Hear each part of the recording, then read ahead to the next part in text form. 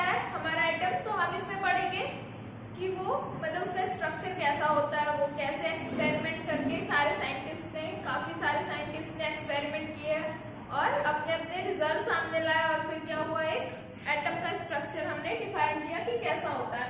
So structure of an atom, atom क्या होता है? It is an indivisible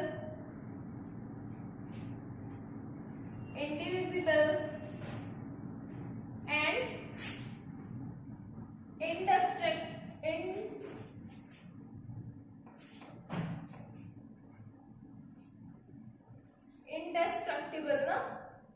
indestructible particle। ठीक है, तो एटम क्या होता है?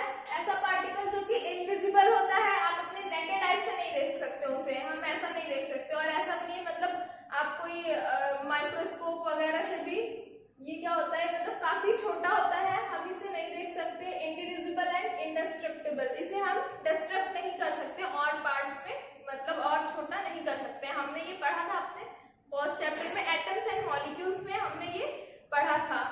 फाइन, या हम एटम को क्या कह सकते हैं? It is the basic unit of element. ठीक है, एटम हमारा क्या होता है? बेसिक यूनिट होता है एलिमेंट का। इसका स्ट्रक्चर हम देख लेते हैं। नॉर्मली जो इसका स्ट्रक्चर कैसा होता है, हम इसे कैसे कहते हैं? It is spherical in shape. देखो बेसिकली इस चैप्टर में हमें पढ़ना क्या है? स्ट्रक्चर ऑफ एटम की कैसा होता है ना, उसमें हम उसके सारे पार्टिकल्स के बारे में, जैसे सब एटॉमिक पार्टिकल्स होते हैं, प्रोटॉन न्यूट्रॉन, हर सारी चीजें, कैसे उसका अरेंजमेंट हुआ, कैसे एक्सपेरिमेंटली साइंटिस्ट ने रिजल्ट निकाला कि हमारा एटम कैसा होता है। तो हमारे एटम कैसा होता है? स्फेरिकल इन शेप, मतलब इस तरीके का। ये क्या है? स्फेरिकल शेप का होता है। बीच में हम क्या कहते हैं? ये न्यूक्लियस होता है, इट इज न्यूक्लियस। ठीक है, और इसके चारों तरफ क्या रिवॉल्व करता है? इसमें इलेक्ट्रॉन्स। ठीक है, इलेक्ट्रॉन्स का मूवमेंट होता है, ये ऑर्बिट्स है हमारे जिसमें कि मूव करते हैं इलेक्ट्रॉन्स। तो बेसिकली हमारा एटम का स्ट्रक्चर कैसा होता है? स्फेरिकल इन शेप होता है। ठीक है, इसे न्यूक्लियस कहते हैं। ये पॉजिटिवली चार्ज है, इलेक्ट्रॉन्स हमारे नेगेटिवली चार्ज हैं। अब हम बात करते हैं कि जो हमारे ये पार्टिकल्स हैं, पॉजिटिवली और नेगेटिवली चार्ज पार्टिकल्स हैं, तो एटम जिन पार्टिकल्स को कंटेन करता है उसे हम क्या कहते हैं? सब एटॉमिक पार्टिकल्स। ठीक है, सब एटॉमिक पार्टिकल्स हो गए। क्या होता है? The particles contained in an atom, तो उसे हम कहते हैं सब एटॉमिक पार्टिकल्स। वो हमारे क्या क्या है, वो हम देखते हैं। हमारे पास है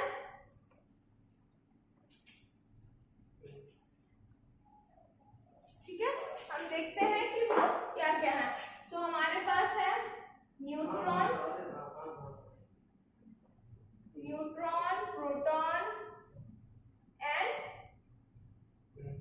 इलेक्ट्रॉन। तो हमारे एटम जो है, एटम के सब एटॉमिक पार्टिकल्स क्या है? 3 है, that are neutron, proton and electron. अब हम देखते हैं क्या है। ठीक है, न्यूट्रॉन जो होता है ये कैसा होता है? पॉजिटिवली चार्ज होता है ये, sorry, neutron is neutral, it is neutral. ये न्यूट्रल होता है। ये कैसा होता है? पॉजिटिवली चार्ज होता है। इलेक्ट्रॉन कैसा होता है हमारा?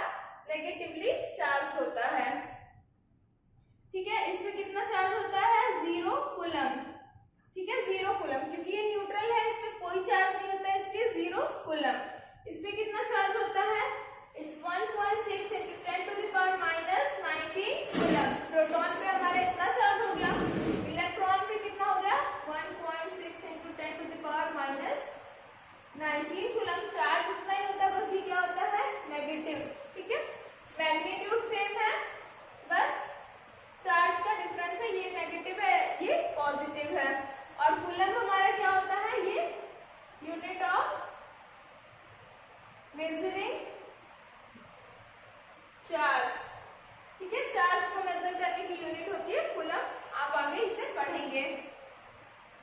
हम देख लेते हैं, ठीक है। ये हो गया हमारी चार्ज की बात, इस पे कितना, और अब हम मास की बात कर लेते हैं कि जो हमारा न्यूट्रॉन है उस पे मास कितना होता है, ठीक है। तो it is 1.6 into 10 to the power -27 kg। Same nearly इतना ही मास किसका होता है, प्रोटॉन का भी, -27 kg, काफी कम है। और इलेक्ट्रॉन का कितना होता है, it is 9.1 into 10 to the power -31 kg। तो आप देख सकते हैं ये कितना है, इट इज -27 और ये कितना है 31, ठीक है। अभी आप इसे कितने से डिवाइड करेंगे, 27, 28, 29, 30, 31, ठीक है। तो आप इसे अभी 10,000 से डिवाइड करेंगे, यस 10,000 ना, 27, 28, 29, 30 एंड 31, ठीक है। इससे डिवाइड करेंगे तब जाके आपको इसका मास मिलेगा, यानी कि ये क्या है, इलेक्ट्रॉन का जो मास होता है वो काफी कम होता है, ठीक है, काफी कम होता है। और जो हमारे न्यूट्रॉन और प्रोटॉन होते हैं इनको हम कंबाइनली मिला के क्या बोलते हैं, न्यूक्लियॉन्स, ठीक है। इसे हम न्यूक्लियॉन्स बोलते हैं। और ये कहाँ होते हैं, हमारे न्यूक्लियस में, ठीक है। ये हमारे न्यूक्लियस में एग्जिस्ट करते हैं, देखो ये हमारा न्यूक्लियस में एग्जिस्ट करता है, न्यूट्रॉन और प्रोटॉन मिलके। और हमारा मास जो है इलेक्ट्रॉन का काफी कम होता है, इसलिए हम क्या कहते हैं कि जो हमारा एटम का मास है वो कहाँ, it is considered to be in nucleus, ठीक है। इसका मास कहाँ कंसेंट्रेटेड है, कंसेंट्रेटेड इन न्यूक्लियस, ठीक है, मास। तो अगर कोई पूछे कि हम ऐसा क्यों बोलते हैं कि जो हमारा एटम का मास है वो हमारा सेंटर में होता है, न्यूक्लियस में होता है, क्यों, क्योंकि हमारा जो इलेक्ट्रॉन का मास होता है वो इन दोनों के कंपैरिजन में काफी कम होता है। और ये दोनों हमारे कहाँ प्रेजेंट होते हैं, they are in the nucleus, इसलिए क्या हुआ, वो हमारा कंसंट्रेटेड मास हम कहाँ मानते हैं, हमारा न्यूक्लियस में। फाइन। अब इसकी डिस्कवरी देख लेते हैं कि किसने किसने इसे डिस्कवर किया है, डिस्कवर्ड बाय, ठीक है। ये पता होना चाहिए कि किसने किसने डिस्कवर किया है। तो डिस्कवर्ड बाय, न्यूट्रॉन किसने डिस्कवर किया था, जेम्स चैडविक, जेम्स चैडविक ने। प्रोटॉन किसने किया था, अर्नस्ट रदरफोर्ड, अर्नस्ट रदरफोर्ड। और ये किसने किया था electron, it was J Thomson. अभी हम इन दोनों के मॉडल के बारे में पढ़ेंगे कि कैसे इन दोनों ने ही एक्सपेरिमेंट किया था और अपने अपनी थ्योरीज दी थी एटम्स को लेके। सो हमारे पास ये हो गया, देखो न्यूट्रॉन को जेम्स चैडविक ने, प्रोटॉन को रदरफोर्ड ने और इलेक्ट्रॉन को जे थॉमसन ने क्या किया था, डिस्कवर किया था। अब हम देख लेते हैं, जैसे ये तो आसान है, तुम याद भी कर सकते हो, बट एक छोटा सा ट्रिक बता देती हूँ याद करने का। मे बी मैंने तो ऐसे याद किया था, इट वाज ईटा पे नाचे मोर, ईटा पर नाचे मोर, ठीक है। मोर कहाँ नाच रहा है, ईटा पे नाच रहा है। तो इसे हम लोग कैसे याद करेंगे, देखो ई से इलेक्ट्रॉन, इलेक्ट्रॉन हो गया, टी से क्या हो गया, थॉमसन, थॉमसन ने इन्वेंट किया था इलेक्ट्रॉन, और ये क्या हो गया, थॉमसन। फिर पी से क्या हो जाएगा, पर का पी है ना, प्रोटॉन, ठीक है। आर से रदरफोर्ड, फाइन, एन से न्यूट्रॉन, और च से क्या हो जाएगा, चैडविक, ठीक है। और मोर को तो भाई छोड़ दो, मोर पे कोई जुल्म ना करे। तो ये हमारा क्या हो गया, ईटा पर नाचे मोर, ई से इलेक्ट्रॉन, टी से थॉमसन, प्रोटॉन रदरफोर्ड। शायद ये आसानी से याद हो जाए आप लोगों को, मैंने तो ऐसे ही याद किया था। फाइन। तो ये हमारा एक हो गया ब्रीफ किसके बारे में, जो भी सब एटॉमिक पार्टिकल्स हैं। हमने इसकी चार्ज देख ली है, मास देख लिए, डिस्कवर बाय देख लिया, ठीक है, किसने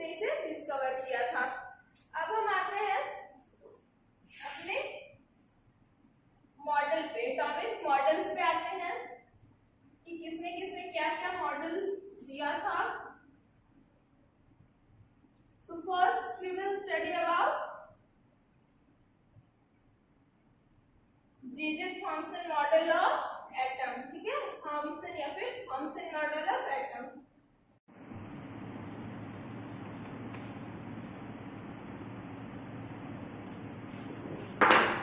So first is Thomson's model of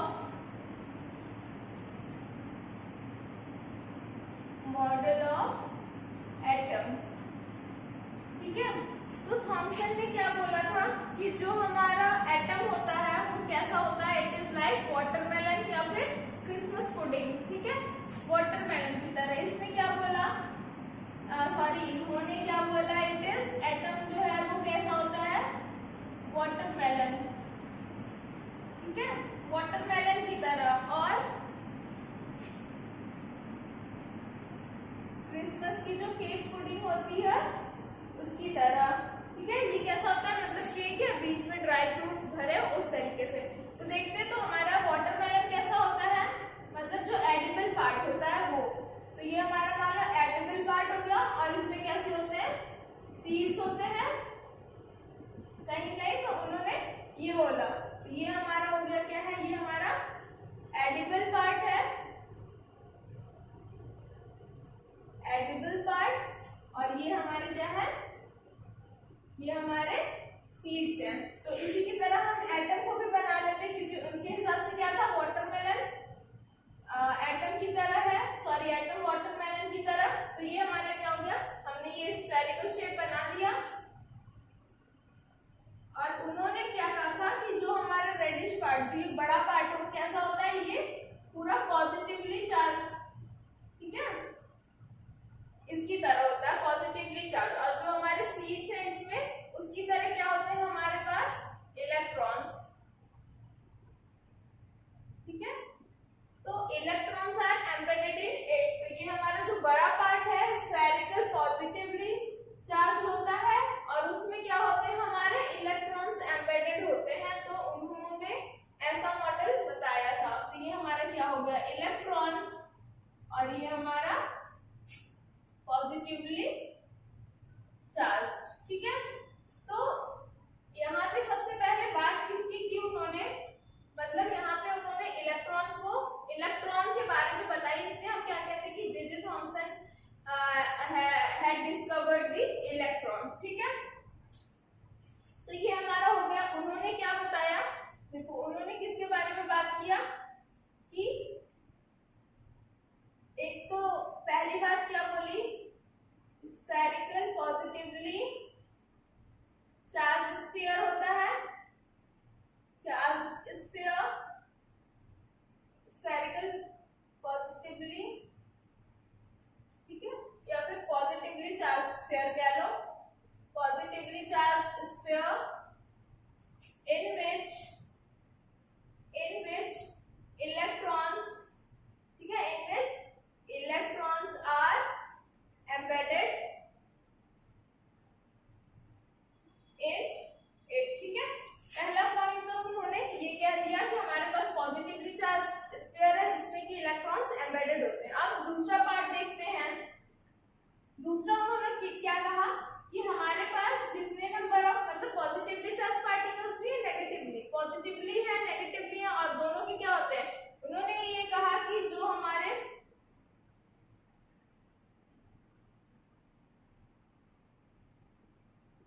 या नंबर ऑफ इलेक्ट्रॉन्स जो है वो इक्वल है किसके, नंबर ऑफ प्रोटॉन्स के. ठीक है, मतलब जितने हमारे पास इलेक्ट्रॉन है उतना ही क्या है, हमारे पास प्रोटॉन है. इसलिए क्या हुआ, हमारा जो एटम है, एटम इज न्यूट्रल. ठीक है, क्योंकि हमारे पास जितने इलेक्ट्रॉन्स होंगे उतने प्रोटॉन्स होंगे, तो वो दोनों क्या करेंगे, न्यूट्रलाइज कर देंगे एक दूसरे को. सो हमारे पास ये दो पॉइंट्स आ गए किससे, जे.जे. थॉमसन से. बट इन्होंने क्या किया, इनके ड्रॉबैक्स क्या थे, इन्होंने एटम की स्टेबिलिटी,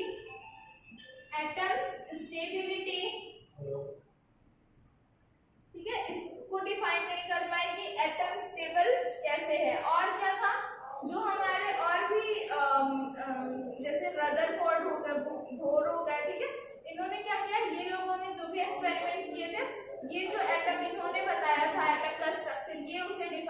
नहीं कर पा रहा था पूरी तरीके से, इसलिए क्या हुआ, इस मॉडल को मतलब फिर मॉडिफाई किया गया आप कह सकते हैं, या फिर उन्होंने अपने मॉडल दिए। तो नेक्स्ट मॉडल हम पढ़ेंगे रदरफोर्ड मॉडल ऑफ एटम्स, ठीक है, रदरफोर्ड का मॉडल पढ़ेंगे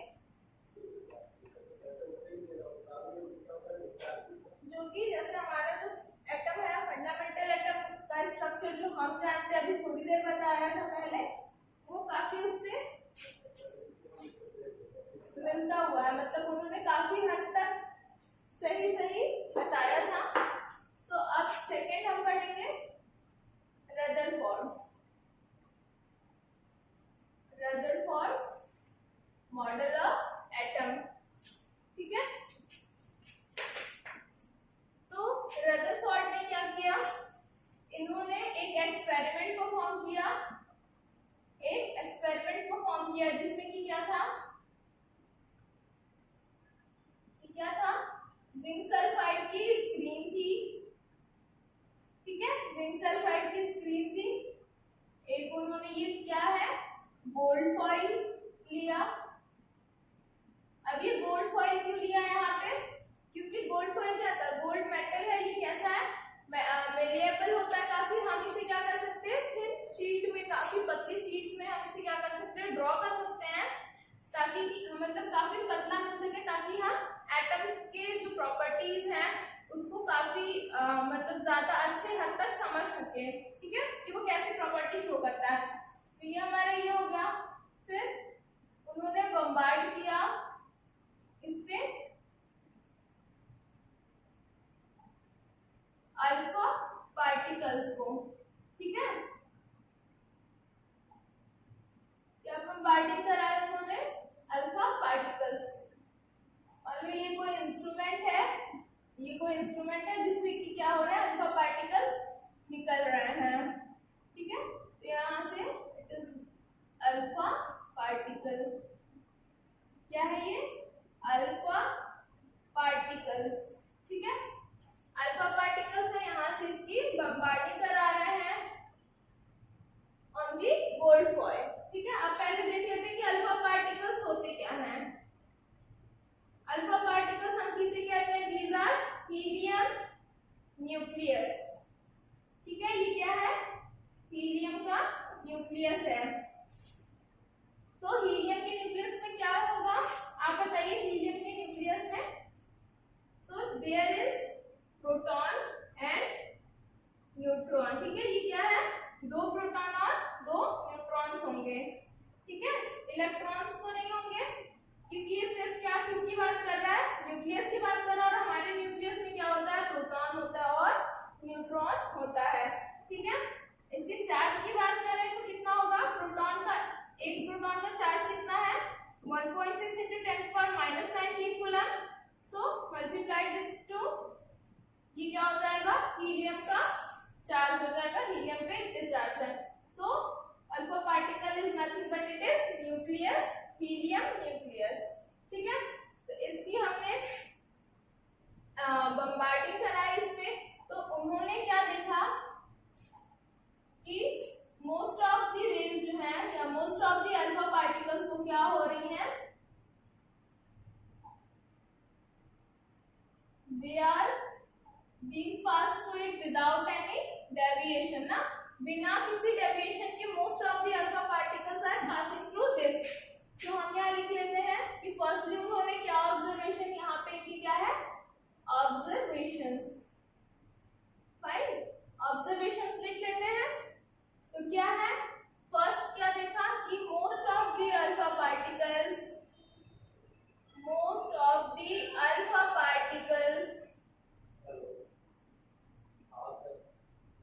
passed through the foil without any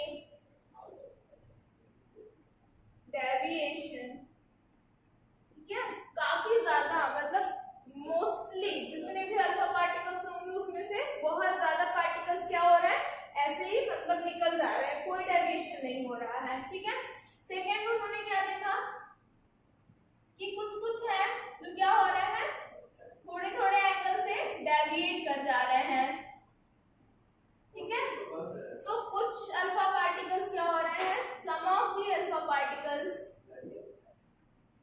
some of the alpha particles are deviated by small angles। ठीक है, दूसरी ऑब्जर्वेशन ये थी हमारी। तीसरी ऑब्जर्वेशन क्या थी कि कुछ जो थे वो क्या हो रहे थे, बिल्कुल रिबाउंड हो जा रहे थे। क्या हो जा रहे थे, यहाँ पे आए और ऐसे रिबाउंड हो गए, यानी 180 ऐसे सीधा आए और सीधा चले गए। सो थर्ड इज, और ये क्या थी, इसकी वैल्यू बहुत कम थी। अगर मान लो हमने 12,000 अल्फा पार्टिकल्स ऐसे पास करा है तो उसमें से सिर्फ एक क्या हो रहा है, रिबाउंड हो रहा है। सो हम कह सकते हैं a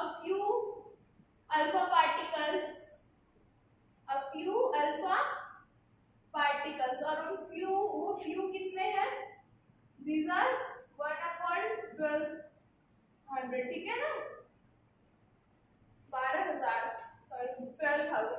अगर 12,000 हमारे पास पार्टिकल्स है तो उसमें से सिर्फ एक पार्टिकल क्या हो रहा है, a few of the particles are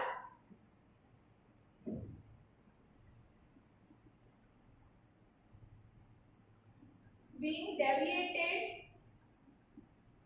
by 180 degree or you can say they are being rebound। ठीक है, और rebound क्या हो रहा है, rebound हो जा रहा है। तो हमने क्या किया, ये उन्होंने क्या ये एक्सपेरिमेंट परफॉर्म किया, वहां से हमने ये 3 ऑब्जर्वेशन निकाले कि कुछ जो है अल्फा पार्टिकल्स वो क्या हो रहे हैं, डायरेक्टली पास हो जा रहे हैं विदाउट एनी डेविएशंस। कुछ थोड़े थोड़े क्या है, मतलब यहाँ तो मोस्टली ठीक है, मोस्ट ऑफ द पार्टिकल्स पास हो जा रहे थे। फिर क्या है, कुछ है जो कि थोड़े से एंगल से डेविएट हो जा रहे हैं, और a few of the alpha particles क्या हो रहा है, पूरे के पूरे रिबाउंड हो रहा है। तो ये हमारा ऑब्जर्वेशन से, इससे हम देखेंगे कि क्या कंक्लूजन उन्होंने निकाला। ठीक है, जल्दी से देख लेते हैं कि उन्होंने क्या कंक्लूजन दिया।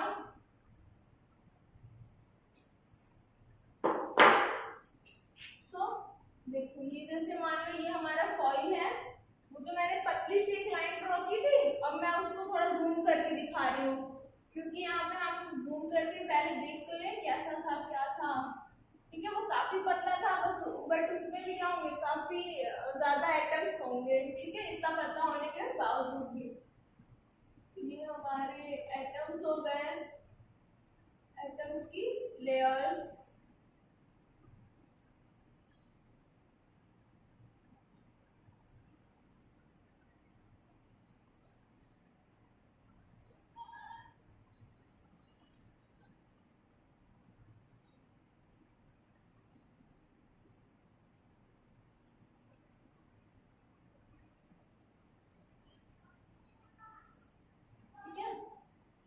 मैं बस 4 लेयर यहाँ शो कर दे रही हूँ, और भी आप मतलब और भी होंगे काफी, बस 4 लेयर समझाने के लिए। ठीक है,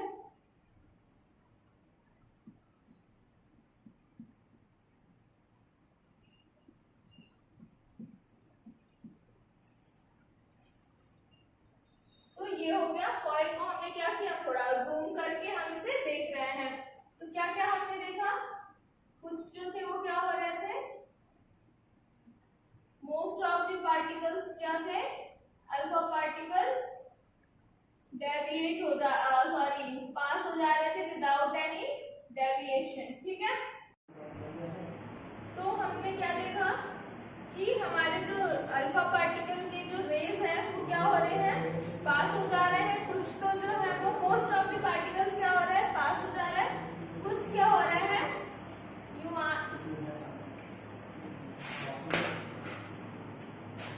कुछ क्या हो रहे हैं, वो ऐसे आ रहे हैं और यहाँ से क्या हो जा रहा है, कुछ एंगल से डेविएट हो जा रहे हैं ना, they are deviated by small angles. जैसे ये आया रे और ये क्या हो जा रहा है, डेविएट हो जा रहा है अपने पाथ से। ठीक है, इसका पाथ कैसा है, ऐसे लीनियर जाना चाहिए सीधा सीधा, बट वो क्या हो जा रहा है, थोड़ा डेविएट हो जा रहा है। कुछ पार्टिकल्स हमारे जो वो क्या हो रहा है, ऐसे आया और क्या हो गया, रिबाउंड हो गया, यानी 180 डिग्री से क्या हो गया, डेविएट हो गया। तो हमारे ये 3 ऑब्जर्वेशंस हैं। हमने देख लिया कि कुछ पार्टिकल्स मतलब मोस्ट ऑफ द पार्टिकल्स जो है वो क्या हो रहा है, फॉइल से पास हो जा रहा है। Some of the alpha particles are deviated by small angles, कुछ जो है वो स्मॉल एंगल से डेविएट हो जा रहा है, जैसे यहाँ यहाँ या फिर एक इस तरीके से ये आया और डेविएट हो जा रहा है। A few of the alpha particles जैसे कि 1 आउट ऑफ 12,000, इतने कम पार्टिकल्स क्या हो रहा है, रिबाउंड हो जा रहे हैं 180 डिग्री से, यानी कि वो जा रहे हैं और क्या हो जा रहा है, अपने पाथ को वापस से फॉलो कर रहे हैं। तो इससे हम कंक्लूजन क्या निकाल सकते हैं, कंक्लूजन्स, ठीक है, कि मोस्ट ऑफ द पार्टिकल्स पास हो रहे हैं, यानी कि क्या है, एटम हमारा जो है वो खाली है काफी, क्योंकि अगर वो अपना लीनियर पाथ आप जा रहे हैं कहीं और बिना किसी डेविएशन के मुड़ नहीं रहे, मतलब लीनियर पाथ फॉलो कर रहे हैं, यानी कि वो क्या है, एम्प्टी है। तो कंक्लूजन फर्स्ट पॉइंट से क्या निकल रहा है कि most of the space is empty inside the atom, ठीक है, फर्स्ट पॉइंट हमारा ये हो गया। सेकेंड इज कि some of the alpha particles are deviated by small angles, हमारा अल्फा पार्टिकल क्या है, वो पॉजिटिवली चार्ज है और वो अगर थोड़े से एंगल से डेविएट हो रहा है, यानी कि क्या हो रहा है, कहीं ना कहीं पे पॉजिटिव चार्ज इसमें ही है, मतलब कि कहीं ना कहीं पॉजिटिव चार्ज रिसाइड कर रहा है एटम के अंदर, जिसकी वजह से वो क्या हो रहा है, स्मॉल एंगल से डेविएट हो रहा है। सो हम क्या कह सकते हैं, there are some positive charge inside the atom, ठीक है, ये कह सकते हैं।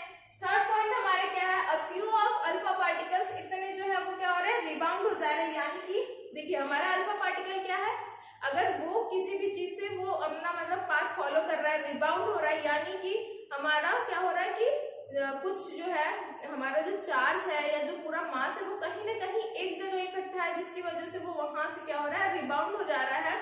तो हम क्या कहेंगे कि most of the mass and charge are concentrated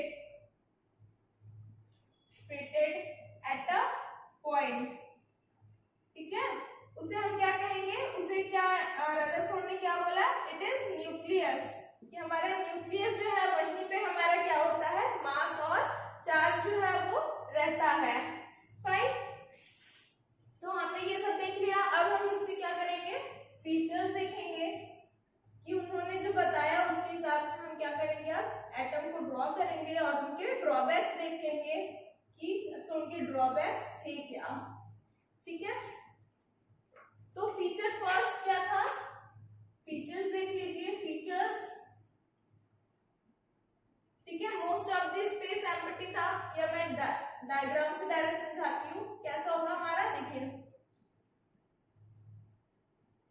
ये है हमारा, हमने क्या देखा कि most of the mass and charge are concentrated at a point, और वो क्या है, वो बहुत ही छोटे से जगह में है, ठीक है, क्योंकि सिर्फ एक ही पार्टिकल मतलब इतने हजार में सिर्फ एक ही जा रहा है, यानी कि वो बहुत ही छोटा है। हमारा तो जो न्यूक्लियस है वो यहाँ पे होगा, हमारा ये क्या हो जाएगा, ये न्यूक्लियस है, ठीक है।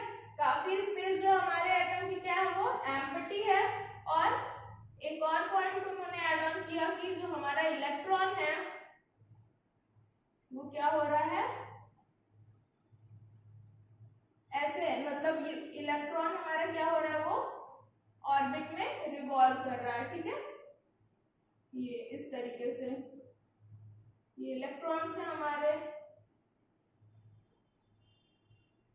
वो क्या कर रहे हैं, मोशन कर रहा है ना इसके अराउंड। तो हम यहाँ पे देख रहे हैं कि ये हमारा किसकी तरह है, जैसे हमारा सोलार सिस्टम होता है ये उसकी तरह है, कैसे, सेंटर में हमारा क्या न्यूक्लियस, जैसे कि हमारा सन होता है, ठीक है, उसके अराउंड क्या होता है, प्लैनेट्स रिवॉल्व करते हैं इन देयर ऑर्बिट। यहाँ पे क्या हो रहा है, हमारे इलेक्ट्रॉन्स अपने अपने ऑर्बिट में रिवॉल्व कर रहे हैं, तो हम इसे क्या कहते हैं, प्लैनेटरी मॉडल भी कहते हैं, प्लैनेटरी मॉडल ऑफ एटम, ठीक है। अब देखते हैं उनके ड्रॉबैक क्या थे। फाइन, रदरफोर्ड ने इतना सारी चीजें बता दी कि मोस्ट ऑफ द स्पेस खाली होता है, जो मास और चार्ज होता है वो कहाँ कंसंट्रेटेड होता है, इन द न्यूक्लियस। तो हम देख लेते हैं, जैसे हमारा ये न्यूक्लियस हो गया, ठीक है, न्यूक्लियस है, ये आप एक ऑर्बिट हमारा है और ये हमारा इलेक्ट्रॉन है, ठीक है। ये मोशन कर रहा, मूव कर रहा, किसके अराउंड, न्यूक्लियस के अराउंड मूव कर रहा है। तो देखिए हमारे एक साइंटिस्ट थे मैक्स प्लैंक, जिन्होंने कहा था कि अगर if a charge particle is being accelerated it will lose energy, ठीक है, in the form of electromagnetic waves. तो मैक्स प्लैंक ने क्या कहा था, मैक्स प्लैंक, ठीक है, कि if a charge particle is being accelerated,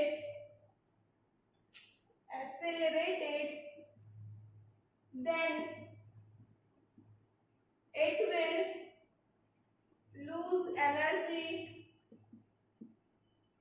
in the form of electromagnetic waves। Electromagnetic waves के बारे में आप अभी अपने हायर क्लास में पढ़ेंगे और डीप में, बट इतना जान लीजिए कि क्या है कि अगर कोई चार्ज पार्टिकल है तो वो क्या हो रहा है, अगर किसी भी मतलब अगर वो एक्सेलरेट हो रहा है तो क्या होगा, इट विल लूज एनर्जी, ठीक है। तो यहाँ पे हम देखते हैं कि इन्होंने इनके हिसाब से ये कैसे गलत प्रूफ हो गए, मतलब इनकी ड्रॉबैक हो गई, वो इसको एक्सप्लेन नहीं कर पाए। तो क्या हुआ, देखो यहाँ पे क्या हो रहा है, इलेक्ट्रॉन मूव कर रहा है, फाइन। तो मान लो अगर ये यूनिफॉर्म वेलोसिटी स्पीड भी होगा, यूनिफॉर्म मोशन अगर ये कर रहा है, फिर भी क्या देखेंगे हम, ये क्या हो रहा है, हर पॉइंट पे इसकी डायरेक्शन क्या हो रही है, डायरेक्शन चेंज हो रही है। एंड वी नो कि वेलोसिटी क्या होता है, velocity is a vector quantity. तो मैग्नीट्यूड और अगर कांस्टेंट वेलोसिटी होने के लिए क्या होना चाहिए, मैग्नीट्यूड और जो डायरेक्शन है दोनों कांस्टेंट होना चाहिए। बट यहाँ पे क्या हो रहा है, हमारा डायरेक्शन चेंज हो रहा है, इसलिए हम क्या कहेंगे कि velocity is changing, velocity is changing, ठीक है। तो अगर हमारा वेलोसिटी चेंज हो रहा है, सो वी कॉल एक्सेलरेशन। क्या होता है, acceleration is rate of change of velocity, ठीक है।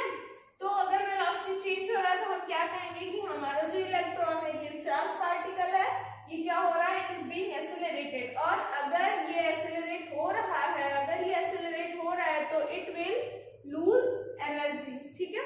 तो ये क्या कर रहा है, एनर्जी एमिट करेगा in the form of electromagnetic waves.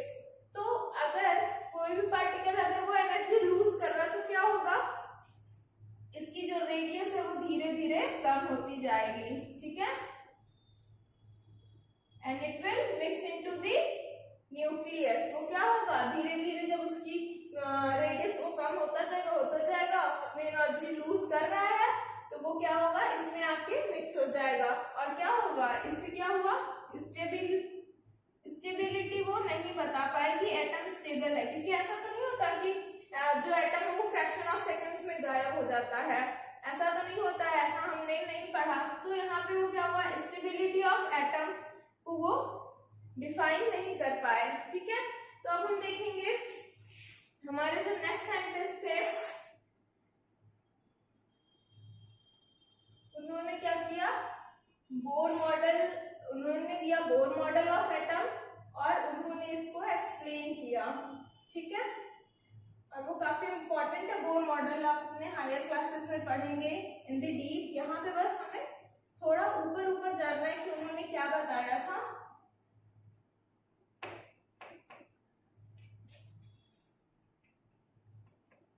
तो हम उसे जल्दी से देख लेते हैं। So it is Bohr model, ठीक है, it is Bohr's model of atom, ठीक है।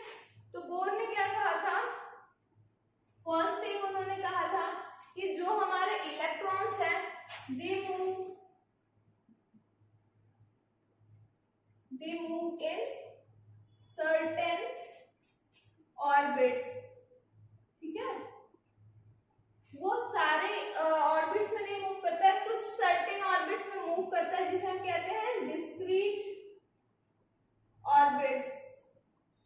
ठीक है, जो हमारे इलेक्ट्रॉन्स होते हैं वो क्या होते हैं, डिस्क्रीट ऑर्बिट में मूव करते हैं। और सेकंड पॉइंट क्या था कि अगर इलेक्ट्रॉन जो है वो सर्टेन मतलब अगर वो उन डिस्क्रीट ऑर्बिट्स में मूव कर रहा, रिवॉल्व कर रहा, पाथ फॉलो कर रहा है तो it will not lose the energy. ठीक है, सेकंड क्या था, second is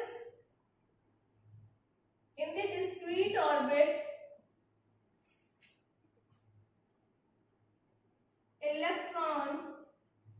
electrons will not lose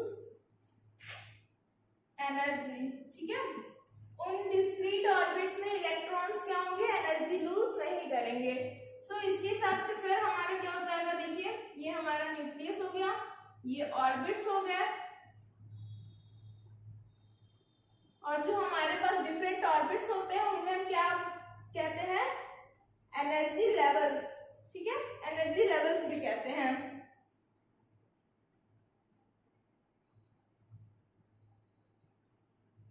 तो ये हमारा हो गया। ठीक है,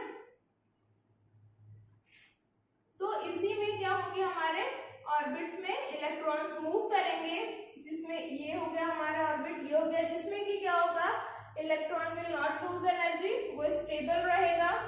और हमारी स्टेबिलिटी एटम की मतलब उन्होंने बता दिया कि इस तरीके से हमारा एटम क्या हो गया, अब स्टेबल हो गया। तो ये जो है हमारे जो आपके ऑर्बिट्स दिख रहे हैं, हम इन्हें या तो शेल से डिफाइन करते हैं, शेल कहते हैं, जो सबसे इनर है के से है, ये K shell, L shell and this is M shell. ठीक है, या फिर हम एन नंबर से भी डिनोट करते हैं, n इक्वल्स टू 1 2 3 4 ऐसे। ठीक है, जैसे के सेल है तो के सेल को हम n इक्वल्स टू 1 कहेंगे, l है तो n इक्वल्स टू 2 हो जाएगा, m है तो n इक्वल्स टू 3 हो जाएगा, ऐसे हम डिफाइन करते हैं। फाइन, तो ये हो गया हमारे तीनों मॉडल्स हमने देख लिया। थॉमसन ने जो दिया, पहले उन्होंने इलेक्ट्रॉन के बारे में बताया। ठीक है, फिर रदरफोर्ड ने काफी अच्छा मतलब काफी चीजें बता दी कि एटम खाली होता है। ठीक है, और most of the mass concentrated होता है किसी एक जगह पे, जिसको उन्होंने क्या कहा, न्यूक्लियस कहा, वहीं पे हमारा मोस्ट ऑफ द चार्ज भी रहता है। और इन्होंने क्या किया, डिफाइन किया, स्टेबिलिटी इन्होंने बता दी कि हाँ स्टेबल होता है atom. Fine, in the next class we will discuss about the atomic mass, mass number, isotopes and isobars.